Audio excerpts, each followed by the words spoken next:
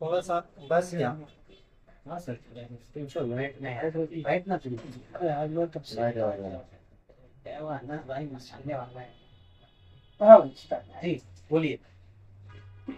कल मौजूदा एमएलए की एक प्रेस कॉन्फ्रेंस सुना। हजरत के चेहरे से हवाइयाँ उड़ी हुई नजर आ रही थी। झूठ पे झूठ, झूठ पे झूठ और सिर्फ झूठ। इलेक्शन पेडिशन के ताल्लुक से उन्होंने कल जो भी बातें बोली, वो कहीं ना कहीं जुरिस्डिक्शन, वकला, जजेस, इनकी तौहीन नजर आती है। और एक अवामी नुमाइंदा पब्लिकली अदालती निज़ाम के बारे में, वकला के बारे में, सिटिंग जज की करने की बातें, वकील पैसा ले लेते हैं, इस तरह की जो बातें बोली गई, ये कहीं ना कहीं कंटेम्प्ट है। और एक बात आप लोग समझिए कि सरकार में बहुत सी अलग अलग एजेंसियां काम करती हैं। ईडी, सीबीआई, पुलिस की एजेंसी, ऐसे अलग अलग एजेंसियां काम करती हैं। आज अगर हिंदुस्तानियों को किसी निज़ाम पर भरोसा है तो अदालती निज़ाम है। और अवामी नुमाइंदा इस तरह से जजेस के ताल्लुक से, वकला के ताल्लुक से नहीं बोल सकता पब्लिकली। मगर उन्होंने कल जो बातें बोली हैं, उन तमाम बातों को हमने हमारे रिकॉर्ड पे ली है। और वकीलों के ही ज़रिए बॉम्बे बार काउंसिल को हम एक तकरार देंगे कि क्या महाराष्ट्र में तमाम ही वकील बिकाऊ हैं जो ये इल्ज़ाम लगा रहे हैं। और चीफ जस्टिस ऑफ बॉम्बे को एक अरीज़ा देंगे कि इस तरह से पब्लिकली बोलने की वजह से आवाम में एक मैसेज जाता है कि अदालती निज़ाम, जजेस, वकला, इन पर से भरोसा उठे। इस तरह की बातें बोलना, ये कहीं ना कहीं अदालती निज़ाम जिस पे हमें पूरा भरोसा है, वो अवामी तौर पे उसकी तौहीन होती है। और इस तरह की बात वो पीछे भी बोला करते थे कि केस से कुछ नहीं होता, 5 साल चलते रहता है, वकील ऐसी खींच डालते, जजेस कोई फैसला नहीं करते। तो ये कानून बनाने वाले, कानून की जो रक्षक हैं, उनके ऊपर ये इल्ज़ाम लगाना है और हर वक्त वो इस तरह की बातें बोलते हैं। तो कहीं ना कहीं उनको अब सबक सिखाना चाहिए। ये सोचकर हमने ये फैसला किया है कि हम कोई केस नहीं करेंगे। हम बार काउंसिल ऑफ बॉम्बे को तकरार देंगे, उनकी वीडियो की रिकॉर्डिंग देंगे। चीफ जस्टिस ऑफ बॉम्बे उनको तकरार करेंगे, उनको वीडियो की रिकॉर्डिंग देंगे कि इस तरह से भ्रम फैलाया जा रहा है कि कोई फैसला नहीं किया जाता। जब एक कानून बना है डिस्क्वालिफिकेशन का, तो एक कानून बना है मजहब के नाम पे, अलग अलग सवाल पे अलग अलग, उस पर एक पीपल्स एक्ट में कानून है। अगर कानून इसीलिए बना है कि अगर कोई चीज़ गलत हुई है तो उस पर फैसला करे अदालत। ये जो बोलते हैं कि 5 साल कुछ नहीं होता, कोई फैसला नहीं किया जाता, ये अगर बोला जा रहा है तो ये अदालती निज़ाम की तौहीन है। और ये अब बंद होना चाहिए। आप लोग देखेंगे तो क्या महाराष्ट्र में बॉम्बे जैसी हाई कोर्ट, महाराष्ट्र जहाँ के वकील जज बनते हैं, जज के बाद चीफ जस्टिस ऑफ इंडिया बनते हैं, अभी आज के वक्त में भी जो चीफ जस्टिस ऑफ इंडिया है वो महाराष्ट्र के हैं। और ये इस तरह की बात बोलते हैं कि खरीद और फरोख्त तो हो रही है जजेस के बारे में, वकला के बारे में। तो ये सही तरीका नहीं है अवामी तौर पे बोलने का। आप कभी भी देख लो, पब्लिकली कोई लीडर कभी जजेस के बारे में, अदालती कामकाज के बारे में इस तरह के जुमले इस्तेमाल नहीं करता। मैं हमेशा से कहता हूँ कि इनको कोई कानूनी समझ नहीं है, इनको कुछ नहीं समझता। और कल की अगर आप लोग प्रेस सुने होंगे तो ये भी बोलते हैं कि कुछ नहीं होने वाला, डरे हुए भी हैं। और एक तरफ ये बोला जाता है कि हमने नहीं बोला।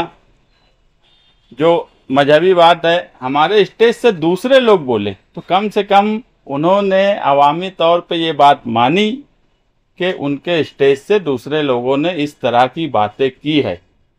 मैं आपको महाराष्ट्र का ही एक शिवसेना के एमएलए का केस बॉम्बे हाई कोर्ट में रहा। उस वक्त शिवसेना के चीफ बाल ठाकरे साहब, उन्होंने उस एमएलए के स्टेज से धर्म के नाम पर वोट मांगी थी। डिस्क्वालिफिकेशन के लिए उनके सामने का उम्मीदवार जब गया तो उस वक्त भी ये बात वहाँ आई। तो उस वक्त कोर्ट ने ये फैसला किया कि अगर कोई उम्मीदवार के ताल्लुक से उसके प्रचार के लिए अगर कोई दूसरा आदमी भी धर्म का इस्तेमाल करता है या ऐसी बातें जो कानून में इलेक्शन का जो कानून है उससे हटकर होती है, तो और उसका कंसर्न माना जाएगा कि वो बात उम्मीदवार की ही तरफ से बोली गई है और कहीं ना कहीं मौजूदा एमएलए ने ये बात मान ली है कि इस तरह से उन्होंने किया है। और मैं तो चाहता हूं कि हर वक्त वो इलेक्शन पिटीशन पे बोलते रहें ताकि सारी चीज़ें जो नहीं है वो भी हमारे सामने आ जाए, तो ये एक हमारे लिए भी अच्छी बात है। और आप देखो आज 6 महीने के ऊपर हो गया एसआईटी बनी हुई है, बार बार लोग परेशान हो रहे हैं, मुसलसल नोटिस आ रही है, मुसलसल लोग केसेस पे केसेस हो रहे हैं। उनकी ऑफिस में बैठने वाला आसिफ अंजुम उनकी ऑफिस का सेक्रेटरी, उसके अलावा कई हमारी माएँ बहनें जेल में हैं। कई मर्तबा ऐलान करने के बाद कि हम वकील लगाएंगे, हम कोर्ट जाएंगे, मगर किसी भी गरीब के लिए जो परेशान है इन्होंने एक वकील नहीं लगाया। मगर खुद की मेंबरी जाती हुई दिखी तो दिल्ली सुप्रीम कोर्ट से वकील बॉम्बे हाई कोर्ट में आ गए। उस वक्त इनके लिए अपने आप को बचाने के लिए ये सुप्रीम कोर्ट से वकील ला सकते हैं। जमीयत का नाम लेते हैं कि जमीयत से मशवरा किया गया, तो क्या जमीयत ही उस वकील का खर्च भी देने वाली है, उसका भी खुलासा कर दें। क्योंकि वकील अगर दिल्ली से आएगा तो ऐसे ट्रेन और गाड़ी से तो आएगा नहीं, उसके साथ तो 1-2 लोग रहते हैं, प्लेन से आना जाना, उसकी फ़ीस। तो क्या हम जो बार बार बोलते हैं कि सियासी तौर पर मौजूदा एमएलए जमीयत का इस्तेमाल करते हैं, जमीयत के चंदे का इस्तेमाल अपने सियासी फ़ायदे के लिए करते हैं, तो क्या कल उनका ये बोलना कि जमीयत ने उनको बोला इस वकील को लगाओ, तो उसका खर्च क्या जमीयत के चंदे से दिया जाएगा, उसका खुलासा कर दे।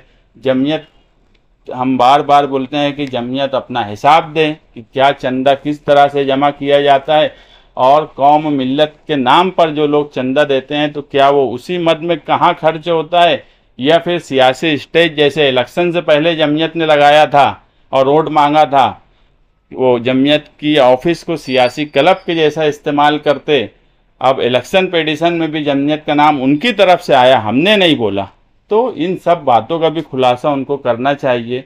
गरीब लोग, परेशान लोग जेलों में बंद है, उनके लिए वकील मालेगांव का एक नहीं कर सके, बम्बई का नहीं कर सके, मगर खुद की रुकनीयत जाते दिखी तो सुप्रीम कोर्ट से हवाई जहाज से वकील आ रहा है इनके लिए।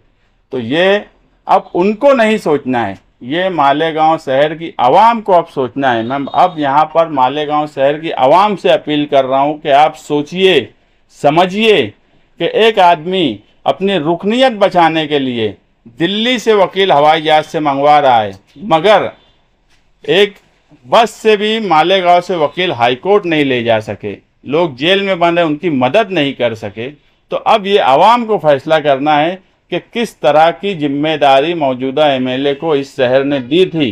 क्या उनकी रुकनीयत बचाने की जिम्मेदारी दी थी? कभी अगर 178(3) में घर टूटते हैं तो वो एक ही बात बोलते हैं कि अगर मैं वहाँ चला जाता तो मेरी रुकनीयत रद्द हो जाती।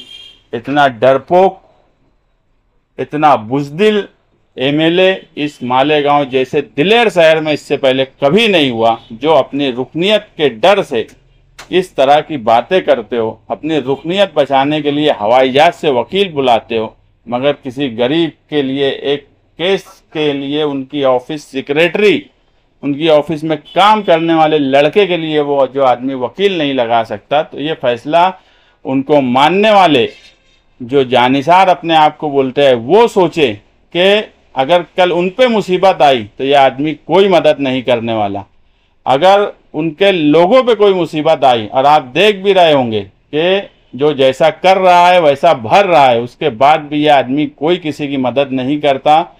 ये सिर्फ और सिर्फ खुद के लिए जीते हैं, खुद के लिए इनको सब कुछ चाहिए, खुद सिर्फ और सिर्फ ठेकेदारी, कमीशन खोरी, इसमें मज़ा ले रहे हैं।